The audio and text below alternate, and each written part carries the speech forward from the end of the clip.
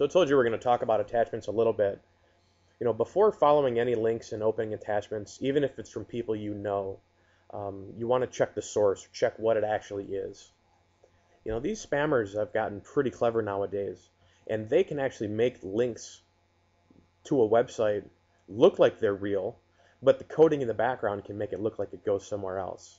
So if you see a link that says click here to go to www.paypal.com, in an email, generally you can mouse over that email and it'll show a pop-up of where the code actually takes you, or what the real address really is. It's commonly done on website because if you see a website that says click here to go to somewhere, you click on the words click here. You're not clicking on the web address. So the web address in the background can always be different from the actual words of the link. So again, just mouse over that. Most attachments that are or contain a virus or other malicious attachments are a file that can run. And what I mean by that is like a program file, which would be an exe, a bat file, a cmd, a script file, like a VB script, or screensaver, which is an SCR, because screensavers can run. Obviously, that's how they pop up on your screen. So we always want to avoid those kind of things. So be sure to check the attachment's full name. A nifty little trick is, you'll name something. My example here is the safeattachment.txt.exe. Just because that says it's .text doesn't mean anything for the type of file it is. If there's a dot something something something, like text in this case, but then followed by a dot something else, which is a .exe in this case, it's actually not a text file, it's an executable file. So the period and then the exe or SCR or whatever it may be, anytime there's one of those or multiple of those, it's the one at the end that really tells you what it is. The same thing kind of goes in effect for zip files. A common thing is a lot of these things are blocked right at the front by mail filtering systems to not let these types of files in. So spammers are starting to zip all these things. So don't open a zip file that you're not expecting either, because those zip files usually have these same type of things in there.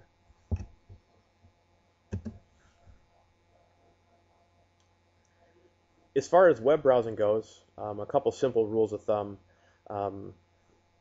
If and when at all ever possible, our recommendation and our policy here at the office simply says non-business related web browsing is not permitted, period.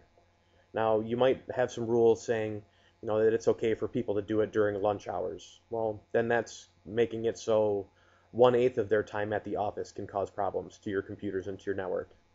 Because it's not necessarily, as we're trying to say here, not just time wasters, but it can allow in those Trojans, viruses, worms, etc.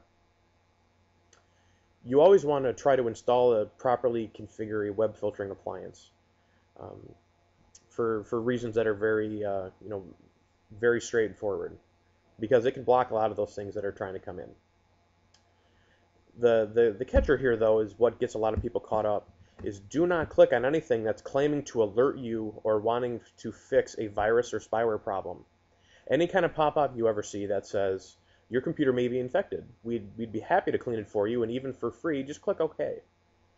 What that can result in is something like this thing. This looks like a really nice, and wow, it's free, an antivirus program. But actually what this is one of the worst viruses that's come out in the last year. IT people have had a lot of trouble removing this thing. It's come out in different variants. It's called Antivirus XP, Antivirus XP 2008, Antivirus 2008, 2009, as you can see here.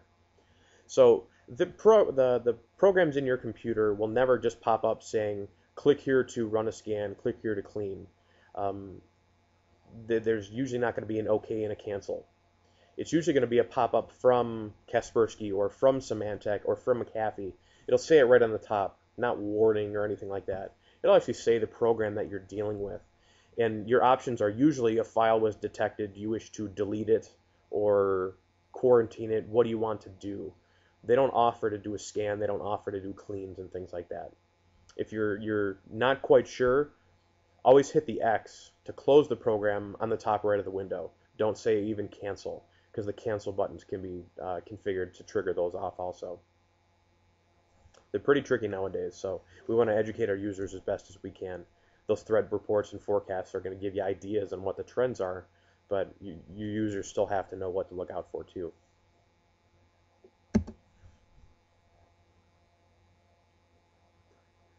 Effective and properly configured antivirus software, very, very important.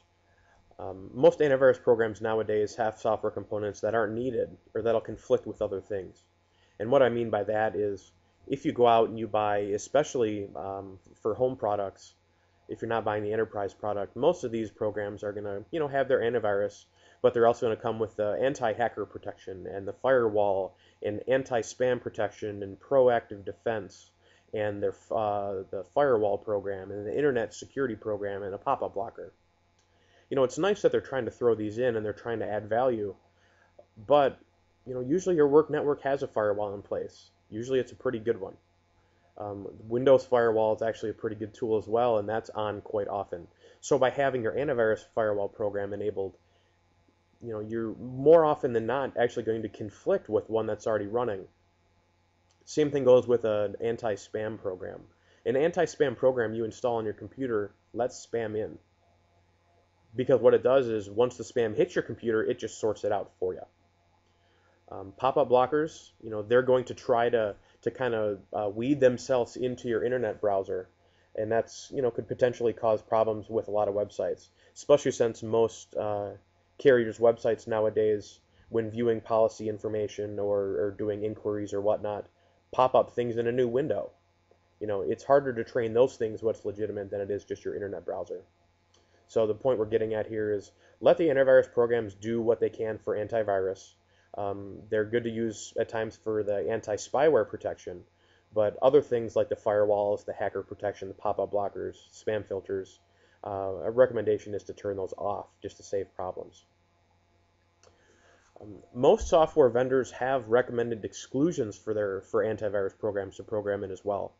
Microsoft has them for their Windows Server. And they're actually different if you're running a SQL server, an Exchange server, a terminal server, a SharePoint server, or an IIS web server. They're always different depending on what you're actually doing. WinTam has them for excluding the index files, database files, some directories for updaters and utilities and things like that. And then AFW does the same thing, excluding some database files, some maintenance files, and so forth. I can't think of many software vendors that don't have them. Even people like GFI for their spam filtering and their faxing server, or Backup Exec even for backing up your files and information. They all have recommendations for exclusions that should be programmed in. And these are usually because, one, there might be a separate antivirus program that scans those, like email or like SharePoint, for example. You don't want two antivirus programs scanning the same thing. It can cause corruption. Or it could be simply for the fact that an antivirus causing or scanning it will cause corruption anyway, which is the most prevalent in the WinTam world, but also with AFW running on SQL. And finally, it's very important to stay up to date, not only with everything else, but the antivirus programs. But antivirus is a little more complicated when it comes to staying up to date because there's a couple parts to it. You need to keep your program up to date, which would be like running Word 2000 right now instead of 2007. If you're running Norton Antivirus version 11 or the Corporate 10 or McAfee 7 or 7.5 or even 8, those programs are old. So they might be getting the antivirus update, or what we call here the definitions. They might be learning about the new viruses, but they might not have all the technology that it takes to actually clean them effectively, or even just clean them quicker, or prevent them to coming in. Sometimes they'll allow them to come in, but then stop them. Then you've got to go through a manual cleaning process. And then obviously the definitions updates, those are what tells the program what the new viruses are. So it's important that your program be up to date first and current first. Of course, making sure that there are no problems out there with that software compatibility-wise. But then once you're on a current version, then you want to make sure your definitions are updating. We do see